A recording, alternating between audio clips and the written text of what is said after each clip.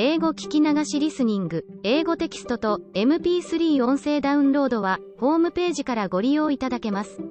88thpp.com 88thpp.com Chapter 14 Secrets. Joe was very busy in the garret, for the October days began to grow chilly, and the afternoons were short. For 2 or 3 hours the sun lay warmly in the high window, showing Joe seated on the old sofa, writing busily, with her paper spread out upon a trunk before her, while Scrabble, the pet rat, promenaded the beams overhead, accompanied by his oldest son, a fine young fellow, who was evidently very proud of his whiskers. Quite absorbed in her work, Joe scribbled away till the last page was filled, when she signed her name with a flourish and threw down her pen, exclaiming, "There, I've done my best. If this won't suit I shall have to wait till I can do better." Lying back on the sofa, she read the manuscript carefully through, making dashes here and there and putting in many exclamation points, which looked like little balloons. Then she tied it up with a smart red ribbon, and sat a minute looking at it with a sober, wistful expression, which plainly showed how earnest her work had been. Joe's desk up here was an old tin kitchen which hung against the wall. In it she kept her papers and a few books, safely shut away from Scrabble, who, being likewise of a literary turn, was fond of making a circulating library of such books as were left in his way by eating the leaves. From this tin receptacle Joe produced another manuscript, and putting both in her pocket, crept quietly downstairs, leaving her friends to nibble on her pens and taste her ink. She put on her hat and jacket as noiselessly as possible, and going to the back entry window, got out upon the roof of a low porch, swung herself down to the grassy bank, and took a roundabout way to the road. Once there, she composed herself, hailed a passing omnibus, and rolled away to town, looking very merry and mysterious. If anyone had been watching her, he would have thought her movements decidedly peculiar, for on alighting, she went off at a great pace till she reached a certain number in a certain busy street. Having found the place with some difficulty, she went into the doorway, looked up the dirty stairs, and after standing stock still a minute, suddenly dived into the street and walked away as rapidly as she came. This maneuver she repeated several times, to the great amusement of a black-eyed young gentleman lounging in the window of a building opposite. On returning for the third time, Joe gave herself a shake, pulled her hat over her eyes, and walked up the stairs, looking as if she were going to have all her teeth out.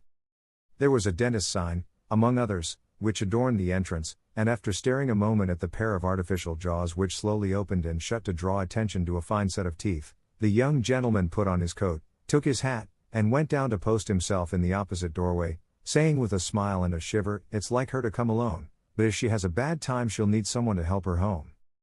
In 10 minutes Joe came running downstairs with a very red face and the general appearance of a person who had just passed through a trying ordeal of some sort. When she saw the young gentleman she looked anything but pleased, and passed him with a nod. But he followed, asking with an air of sympathy, "Did you have a bad time?" "Not very." "You got through quickly." "Yes, thank goodness." "Why did you go alone?" "Didn't want anyone to know."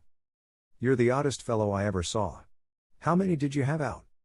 Joe looked at her friend as if she did not understand him, then began to laugh as if mightily amused at something. "There are 2 which I want to have come out, but I must wait a week." "What are you laughing at? You are up to some mischief, Joe," said Laurie, looking mystified. "So are you. What were you doing, sir, up in that billiard saloon?" "Begging your pardon, ma'am, it wasn't a billiard saloon, but a gymnasium, and I was taking a lesson in fencing." "I'm glad of that." "Why?" "You can teach me, and then when we play Hamlet, you can be Laertes, and we'll make a fine thing of the fencing scene." Laurie burst out with a hearty boy's laugh, which made several passers-by smile in spite of themselves. "I'll teach you whether we play Hamlet or not. It's grand fun and will straighten you up capitally. But I don't believe that was your only reason for saying I'm glad in that decided way, was it now?" "No, I was glad that you were not in the saloon, because I hope you never go to such places." "Do you?" "Not often." "I wish you wouldn't." "It's no harm, Joe. I have billiards at home, but it's no fun unless you have good players, so, as I'm fond of it, I come sometimes and have a game with Ned Moffat or some of the other fellows." "Oh, dear, I'm so sorry, for you'll get to liking it better and better, and will waste time and money, and grow like those dreadful boys. I did hope you'd stay respectable and be a satisfaction to your friends," said Joe, shaking her head. "Can't a fellow take a little innocent amusement now and then without losing his respectability?"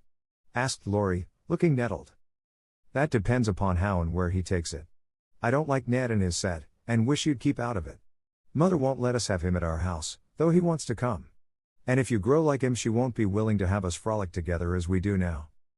Won't she? Asked Laurie anxiously. No, she can't bear fashionable young men, and she'd shut us all up in bandboxes rather than have us associate with them. Well, she needn't get out her bandboxes yet.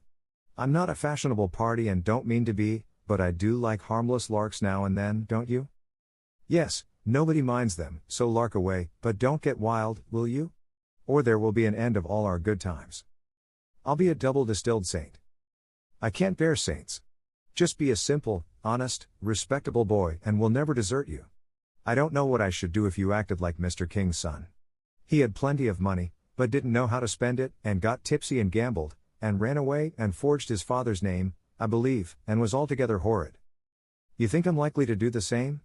Much obliged. No, I don't, oh, dear, no. But I hear people talking about money being such a temptation, and I sometimes wish you were poor. I shouldn't worry then. Do you worry about me, Joe? A little when you look moody and discontented, as you sometimes do, for you've got such a strong will. If you once get started wrong, I'm afraid it would be hard to stop you. Laurie walked in silence a few minutes, and Joe watched him, wishing she had held her tongue, for his eyes looked angry, though his lips smiled as if at her warnings. Are you going to deliver lectures all the way home? He asked presently. Of course not. Why? Because if you are, I'll take a bus. If you're not, I'd like to walk with you and tell you something very interesting. I won't preach any more, and I'd like to hear the news immensely. Very well, then, come on. It's a secret, and if I tell you, you must tell me yours. I haven't got any, began Joe, but stopped suddenly, remembering that she had. You know you have, you can't hide anything, so up and fess, or I won't tell, cried Laurie. Is your secret a nice one? Oh, isn't it? All about people you know, and such fun. You ought to hear it, and I've been aching to tell it this long time. Come, you begin. You'll not say anything about it at home, will you? Not a word. And you won't tease me in private? I never tease. Yes, you do. You get everything you want out of people. I don't know how you do it, but you are a born wheedler. Thank you. Fire away. Well, I've left 2 stories with a newspaperman, and he's to give his answer next week, whispered Joe, in her confidant's ear. Hurrah for Miss March, the celebrated American authoress, cried Laurie, throwing up his hat and catching it again, to the great delight of 2 ducks, 4 cats, 5 hens, and half a dozen Irish children, for they were out of the city now. Hush. It won't come to anything, I dare say, but I couldn't rest till I had tried, and I said nothing about it because I didn't want anyone else to be disappointed. It won't fail.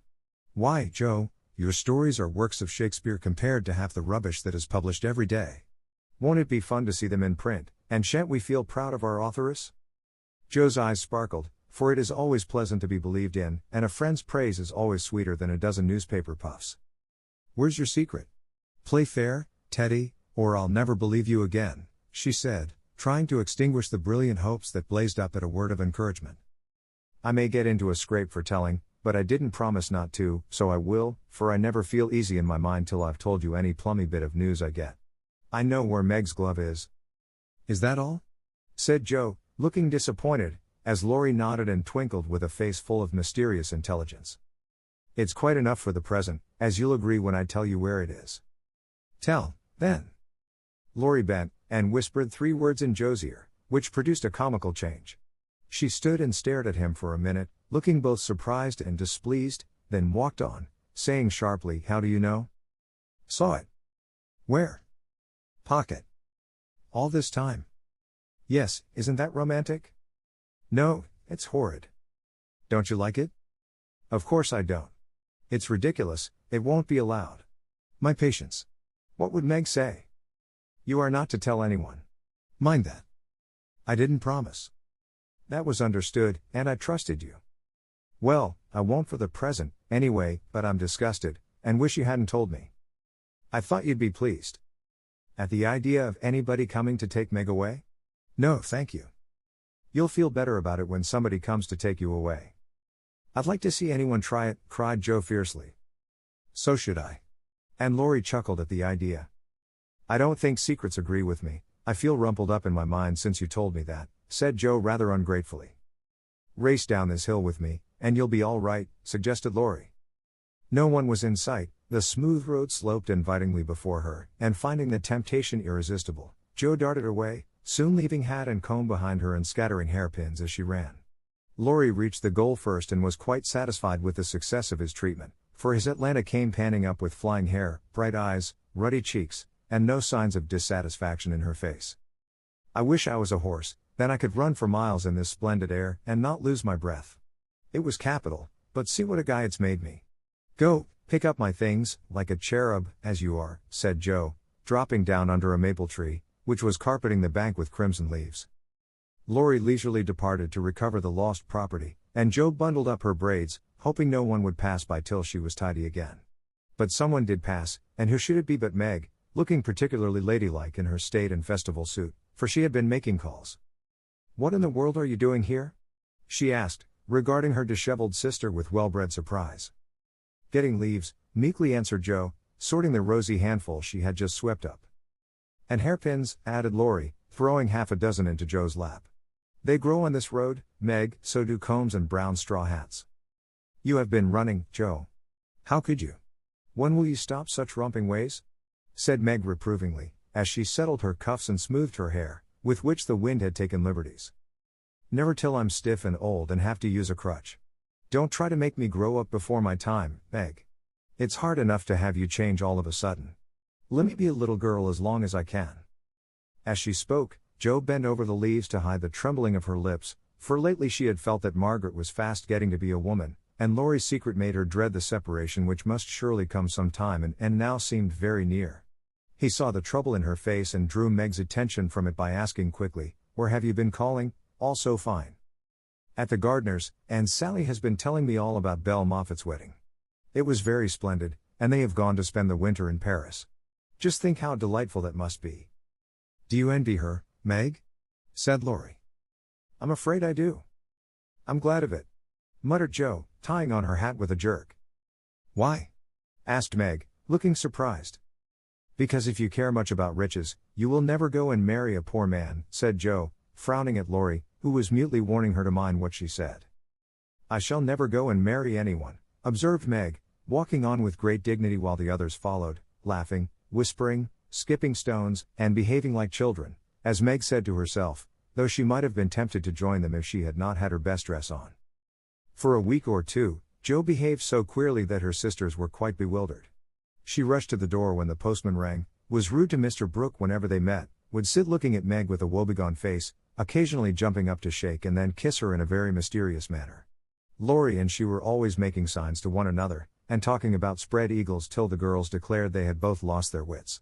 On the second Saturday after Jo got out of the window, Meg, as she sat sewing at her window, was scandalized by the sight of Lori chasing Jo all over the garden and finally capturing her in Amy's bower. What went on there, Meg could not see, but shrieks of laughter were heard, followed by the murmur of voices and a great flapping of newspapers. "What shall we do with that girl? She never will behave like a young lady," sighed Meg, as she watched the race with a disapproving face. "I hope she won't. She is so funny and dear as she is," said Beth, who had never betrayed that she was a little hurt at Jo's having secrets with anyone but her. "It's very trying, but we never can make her call me la faux," added Amy, who sat making some new frills for herself, with her curls tied up in a very becoming way, two agreeable things that made her feel unusually elegant and ladylike. In a few minutes Jo bounced in, laid herself on the sofa, and affected to read. "Have you anything interesting there?" asked Meg, with condescension. "Nothing but a story, won't amount to much, I guess," returned Jo, carefully keeping the name of the paper out of sight. "You'd better read it aloud. That will amuse us and keep you out of mischief," said Amy in her most grown-up tone. "What's the name?" asked Beth, wondering why Jo kept her face behind the sheet. "The Rival Painters." "That sounds well. Read it," said Meg. With a loud hem and a long breath, Jo began to read very fast. The girls listened with interest, for the tale was romantic, and somewhat pathetic, as most of the characters died in the end. "I like that about the splendid picture," was Amy's approving remark, as Jo paused. "I prefer the lovering part.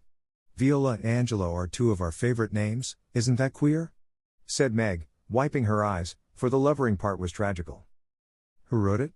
asked Beth, who had caught a glimpse of Jo's face.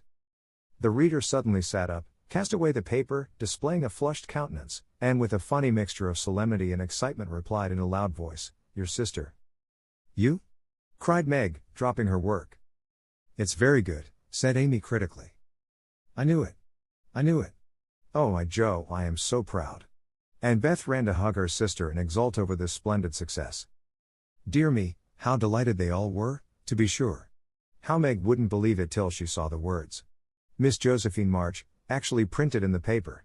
How graciously Amy criticized the artistic parts of the story, and offered hints for a sequel, which unfortunately couldn't be carried out as the hero and heroine were dead.